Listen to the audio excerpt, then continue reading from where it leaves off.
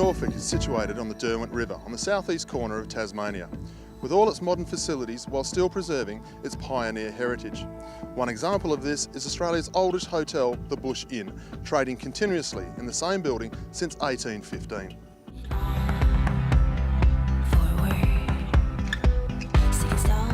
Stage 2 of the Caterpillar Tour of Tasmania. We're going from New Norfolk all the way out to Strathgordon, 120 kilometres. It's going to be very windy. We've got 2 categorised climbs. We've got 2 special sprints along the way. Today we're going to see the Huon Salmon team defend their 1 minute 48 lead over the likes of the Drapac professional cycling team.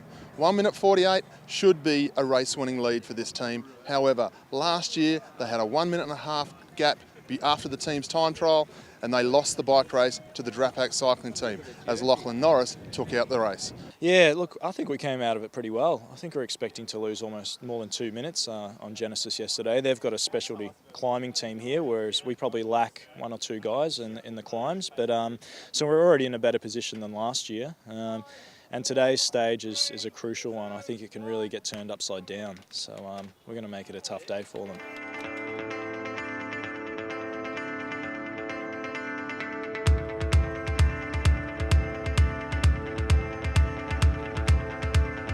I think no matter if it's windy or not, we'd prefer it to be windy. But even if it's not, it's such a tough stage that you know, we've got the right terrain to do the damage anyway. So I think you know, as long as the rest of the peloton don't just leave it up to Drapac, you know, as long as they race today hard as well, I think we could really see some interesting results at the end of the day. I'm expecting a group of, similar to last year, maybe 5 to 10 riders going towards the end of the stage when the pace is on.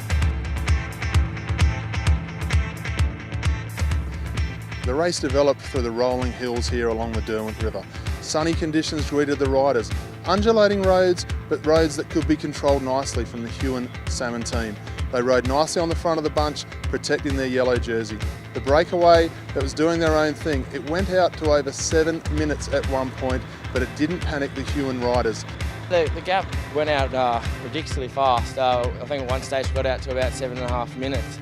And so we all considered, like, what the hell's going on back there, but we just thought Genesis were just controlling it and very confident about their climbers to be able to hit it over the climbs.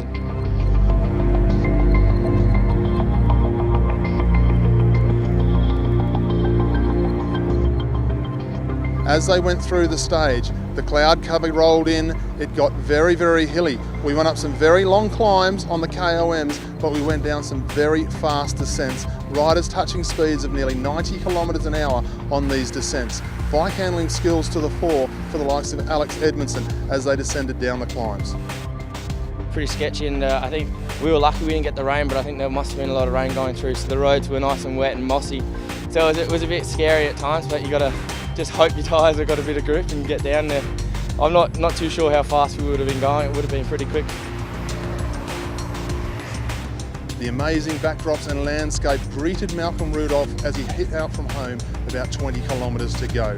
The scenery in this area of Tasmania is sensational, and that is the only thing that kept Malcolm Rudolph company as he drove to the line to try and win this stage.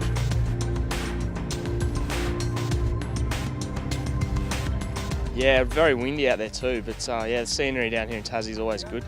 So yeah, no, it was nice to ride around down here by the lake, so yeah, it was good. And we saw one of our riders, Alex Edmondson, the young world champion who'd been away in the breakaway for some 100 kilometres, got gobbled up by the bunch, but then we saw him step out, middle of the road, very strong, and won the stage here into Strathgordon. It was a very impressive ride by young Alex Edmondson. And coming to the finish on that last berg, we got caught. I thought that was it, so I've gone to the back of the bunch, but somehow found some legs, and the boys gave me an awesome lead out into the end, and I just had to kick with about 250 to go, and I don't know how I did that really. The yellow jersey, however, that has changed hands. It's gone from Jai Crawford to his teammate, National Road Series leader, Nathan Earl.